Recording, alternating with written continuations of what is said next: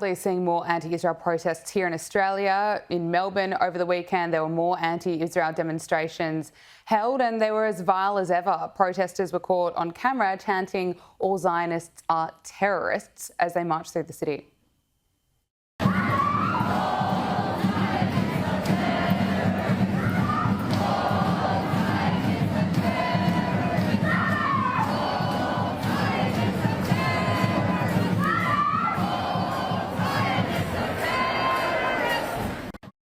Just absolutely horrific scenes. Josh, what's your response? Well, unfortunately, this has been pretty common since October 7th, 2023, and it's probably not going to end any time tomorrow.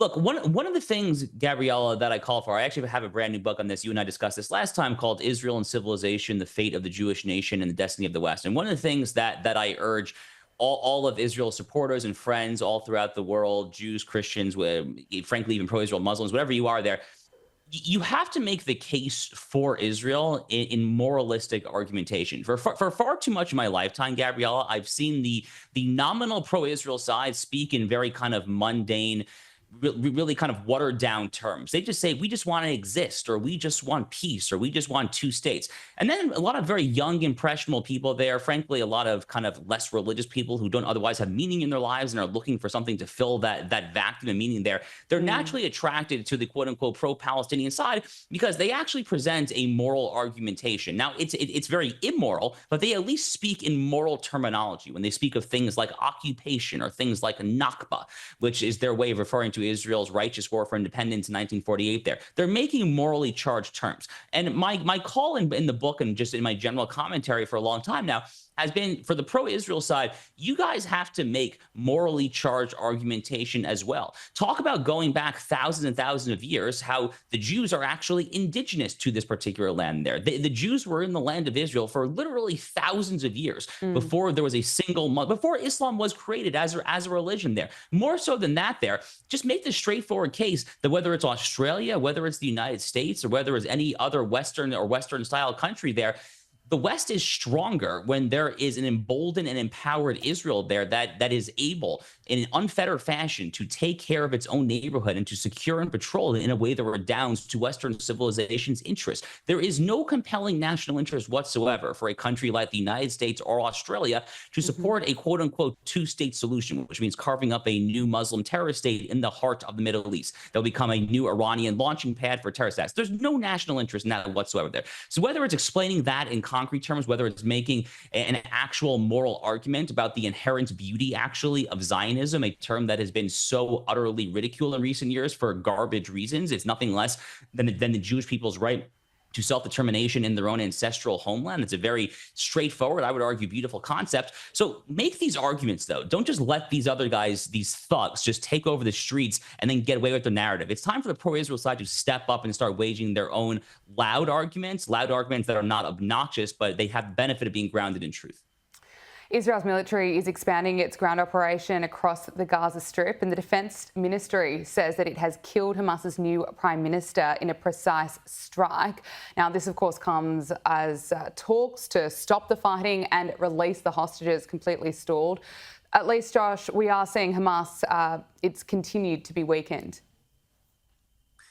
Yeah, the next time Hamas advertised for its prime minister job, they probably should put in the job description, unclear of how long the job duration is, right? I mean, they've cycled through a bunch of these guys ever since October 7th there. Hamas only has itself to blame, Gabriella, yet again, for the fact that its leaders are being killed. Hamas only has itself to blame, period, full stop, end of story, for the entire state of Gaza since October 7th. They were the ones who slaughtered 1,200 Israelis on that day. They were the ones who took hundreds of civilians hostage. Every single innocent person who has died, every single person is solely morally attributable and indeed attributable in the international laws of armed conflict to Hamas there. So they could have easily extended this ceasefire, though. If they had actually just agreed to the terms that Israel and the United States under Special Envoy Steve Witkoff, they had terms that they could have easily agreed to, such very basic things as, I don't know, give back the hostages that you absolute monsters, you human scumbags have been hiding in your terror tunnels, have been tormenting, have have been just generally acting against humanity in the most core vicious way for the past year and a half there. Hamas had every opportunity to extend the ceasefire. They have refused to do so, and God willing, they will reap the rewards of it. The key question, Gabrielle, is whether or not Prime Minister Netanyahu and the IDF are actually prepared to finish the job this time. That is really the key question. I don't think that the Israelis have any other choice but to finish the job. They announced at the onset of this war that the eradication of Hamas was a war aim. Anything less than that will therefore be a failed war effort. So I think that they have no choice but to finish this conflict. The good news as an American is that it seems like Donald Trump fully supports that goal as well. It is. Trump's administration firmly stands with Israel, and we like to see it. But I want to talk about what is going on in the United States, talking about politics. The younger generation is becoming more conservative. We saw in the election last year, it was a political earthquake. It was the young people who went from being the most progressive to the most conservative in really a short period of time. Here's this analysis on a New York Times podcast. But if you look at this chart among white men who were 75 years old, supported Kamala Harris at a significantly higher rate than white men who are 20 years old. That's exactly right. That's a real shift. It is a real shift. This is the thing I am the most shocked by, I think, in the last 4 years, is that young people have gone from being the most progressive generation since the baby boomers, and maybe in some ways more so, to becoming potentially the most conservative. So Democrats are getting destroyed now among young voters. That's right. Josh, what do you put this down to? Are younger people becoming more conservative, or is it just that the left has just gone far too extreme? Well, I think that there are two things here. One is that young people in America have grown up in the shadow of a lot of failures. Unfortunately, they've grown up in the shadow of multiple failed wars overseas, whether it's Iraq or Afghanistan. They've grown up in the shadow of an ever escalating and skyrocketing national debt.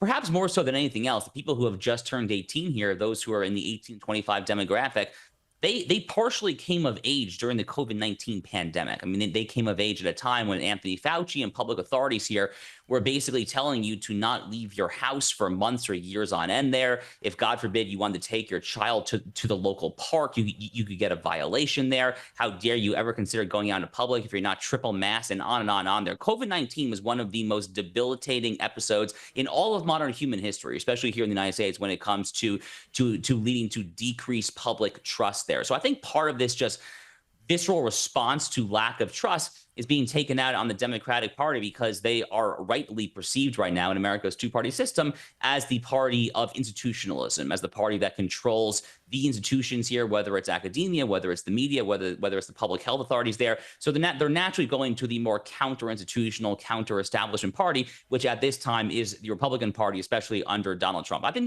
that's half it there. The other half of it is that Donald Trump as an individual, just as a cultural icon there, is leading a cultural movement. The same way that Barack Obama led a cultural movement back for impressionable teenagers and 20-somethings back in 2008.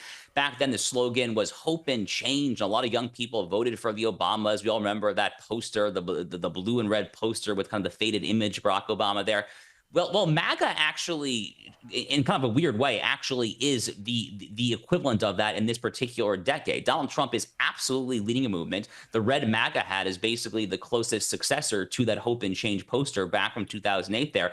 And the same way that Barack Obama was bigger than politics, but was really able to transcend popular culture, so too is Donald Trump bigger than politics. And he is 100% transcending and permeating himself all throughout American popular culture. Look at this past weekend. He attended the NCAA wrestling championship. He got a roaring applause. The wrestler, I believe from Oklahoma State, who won the national championship, went over to Donald Trump, gave him a big bear hug. Wherever he goes, whether he was at the Daytona 500, the first NASCAR race of the year, whether he went to the Army-Navy football game, wherever he goes here in the U.S., he is immediately embraced. He is applauded there. The whole Trump dance become kind of like a cultural icon here in sports, on television. I mean, he's transcended politics, which makes sense because he's been a global figure for the better part of his entire adult life, going back to the New York tabloids in the late 70s, early 80s. So he really has kind of become much, much, much bigger than just president of the United States. He is leading kind of a just broader societal movement. I think that is part of why young people are flocking to him as well. Absolutely. Couldn't agree more. Love seeing you do the Trump dance just then, Josh, as well. But finally,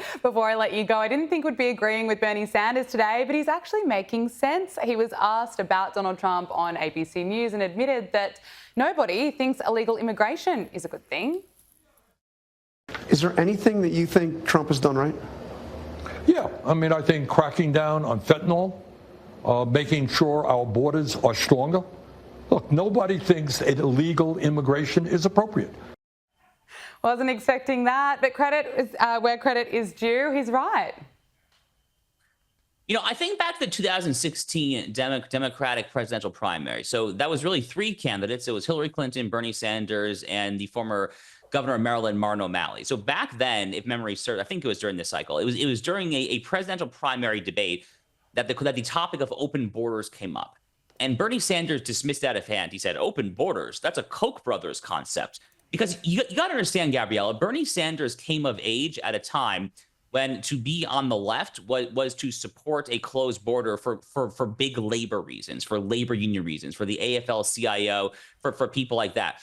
And Bernie Sanders, I mean, look at the guy. He's been around the block for a long time. This is someone who, at his core, is a socialist. That is what he cares for. Yes. He's not necessarily, at his core, a woke neo-Marxist. He's someone who really cares first and foremost about socialist economics there. So, you know, he doesn't support cracking down on illegal immigration for law and order reasons. He doesn't care about it for sovereignty or nationalism reasons or anything like that there. He supports it in theory. I guess in theory, because in practice, I'd have to see what kind of legislation he would actually support, right? But in theory, I guess he's mouthing off rhetorically support for this because these are kind of his old socialist, closed border, you know, hike the wages of the working class talking points going back to the 1960s. I'm not belittling that, by the way. I happen to also agree with trying to spike the wages of the working class there. I support a more restrictionist immigration paradigm as well there. But the goal or the point here is that this is kind of just an out of context moment for Bernie Sanders. It kind of exposes that he is of a fundamentally different generation. He's been replaced in many ways by the young culture warriors, the Ilhan Omars, the AOCs. But frankly, if Democrats actually want to get back to being somewhat relevant on a national level here in the United States, they need to ditch the culture war and get back to their old blue-collar economics. Even if I don't always agree with those economics, at least they're talking about the issues that matter there. Bernie Sanders, in a weird way, as crazy as he is kind of a throwback to that. Josh Hammer, Senior Editor at Large at Newsweek, thank you so much for joining us. My pleasure. Thank you.